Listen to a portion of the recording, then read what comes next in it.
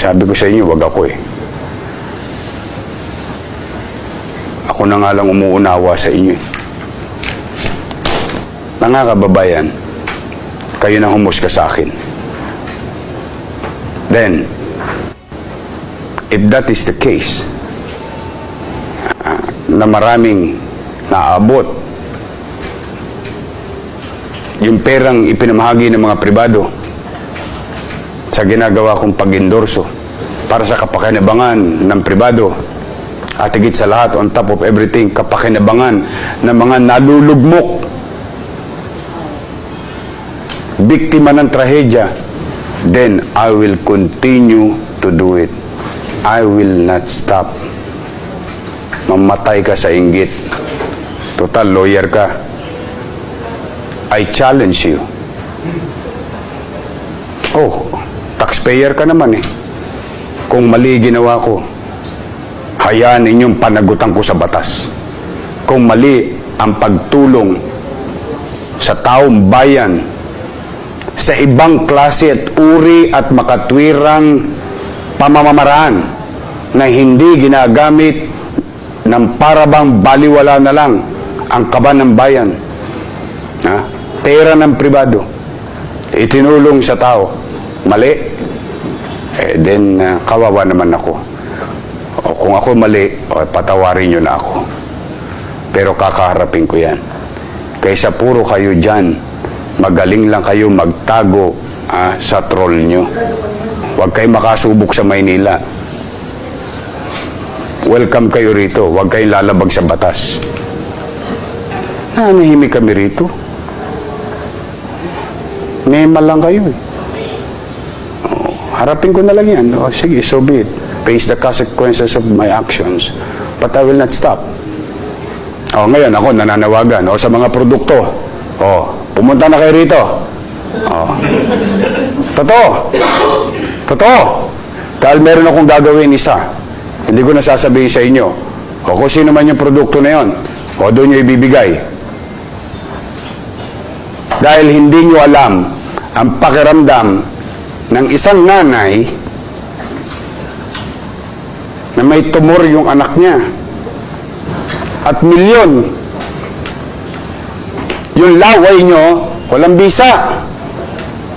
Pero yung luha ng nanay, hindi nyo kaya yun.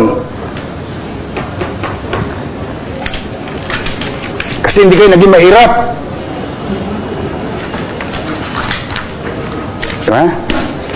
Yung umiiyak yung tatay, umiiyak yung nanay, may tumor yung anak niya, walang magawa ang gobyerno, walang magawa ang mga mayor kasi limitado ang kapangyarihan sa paggastos sa isang pasyente dahil milyon buhay niya. Pumunta kayo dito. Dito kayo manood ng tunay sa sitwasyon ng tao. Makita niyo iyak ng ina na may tumor yung anak niya.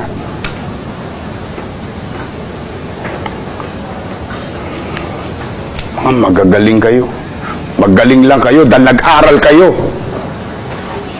Pero pag-aral niyo hindi niyo ginamit sa makatwirang pamamaraan. Bakit? Palibasa? Maganda bahay mo? Panatag ka na? Lahat ng mga produktong gusto magpa-endorso, i-endorso ko kayo. Pa-operahan nyo lang yung bata na yon. Puro kayo politika. Kala ko ba makabayan kayo?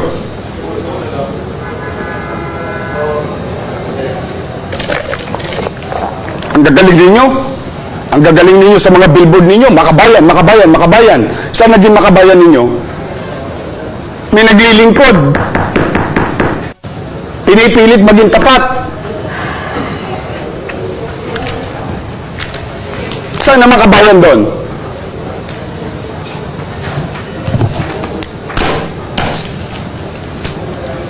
Wag ako. Wag ako.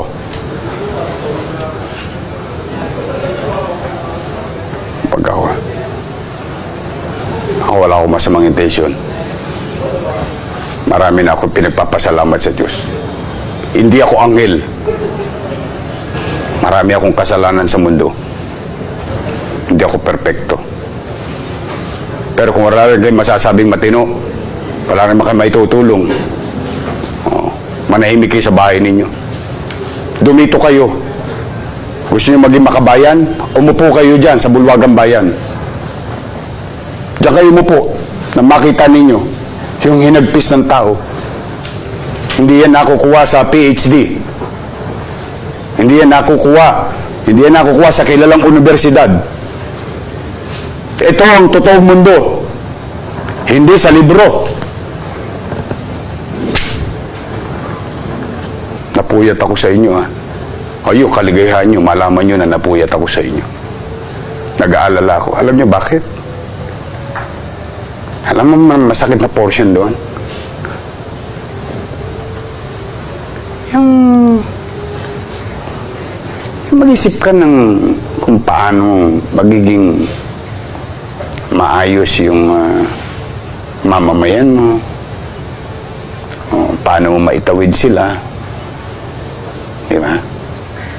Pagod ka, di mo na nakikita yung anak mo. Tutulog mo na lang, babiyahe ka pa ulit para kunin lang yung suspect. Dahil yung may umiiyak na mga mahal sa buhay. Diba yung sinunog yung anak niya, nanay niya, yung hustisya. Wala kayo sa totoong mundo. Nabubuhay kayo sa virtual world. Wala kayo sa totoong mundo.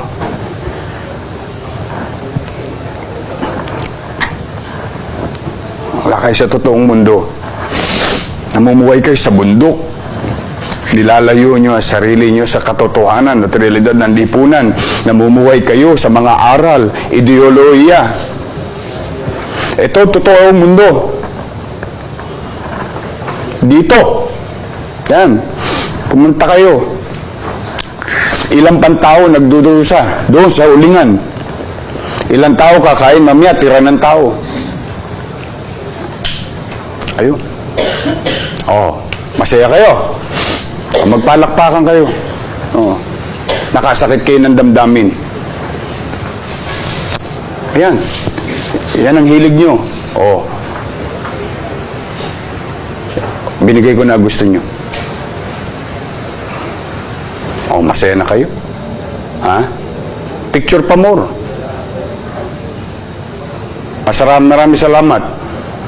At least naramdaman kong tao pa rin pala ako na marunong masaktan. Hindi pa pala ako matigas. Akala ko pag mayor matigas ka na. Ayan. Approve. Palakpakan. Pagsigaw kayo dyan. Subukan nyo lumabag sa batas sa Maynila. Yun may mga putik-putik na yan. Ayun ito, may mga basura-basura kasi dito, kaya kailangan talagang alisin, linisin. Grabe na putik na yan, Ayan, kintab na, puti na, Pag nalilinis talaga itong lugar na to, yan, tanggal na yung mga putik-putik tsaka mga alikabok sa gilid, ayan, kita niyo yan. Talagang lilinis talaga. Dapat ganyan talagang nangyayari talaga dito sa Manila. I-maintain yung kalinisan na araw-araw.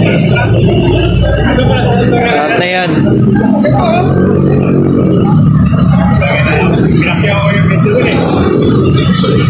Yung pagmulog lang Mutay na ako pala yan Malaki yata ikaw pala yan Laptop ka na yan? Laptop ka na yan? Kailan yan? Kailan yan? Ayun siya maganda yan ikaw diba? Diyan ito. Kailan yan? Hindi na Anong oras? Hindi na, alas 7 Ay, late na. Galing ako ng Cavite, bumili ko dito. Grabe na. Ganda mo sa Abad Santo. Pero nagpupunta na yung muna. Ayan, Ito nga. Ito rin yan. Tanggal lahat ng mga alikabok. Tura. Nakaparapat talaga yung video doon. Ito ka,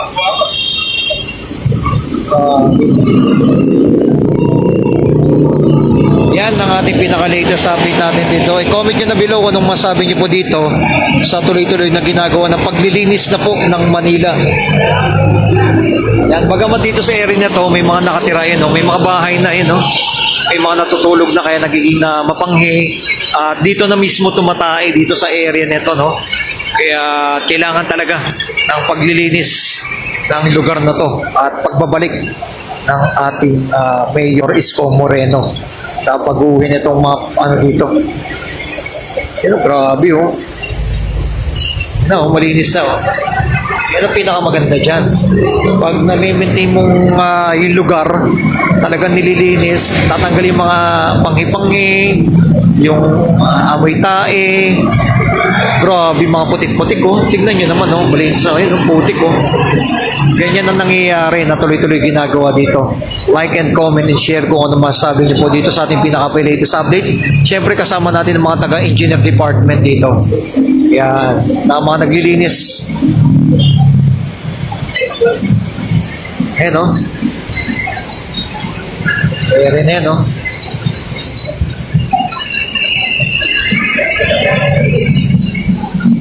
Linis na.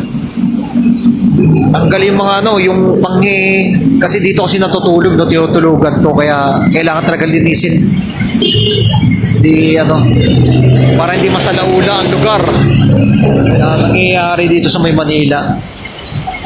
Okay, like and comment, share ko ano masabi niyo po dito, and pa-share po ng ating update natin na ginagawang pagbabago na po dito sa may Manila. Nililinis na yung lugar dito. Thank you sa inyong lahat dyan, and keep safe palagi, and God bless po sa ating mga viewers, subscriber na lagi na sumusuporta sa ating channel. Thank you sa inyong lahat dyan. God bless.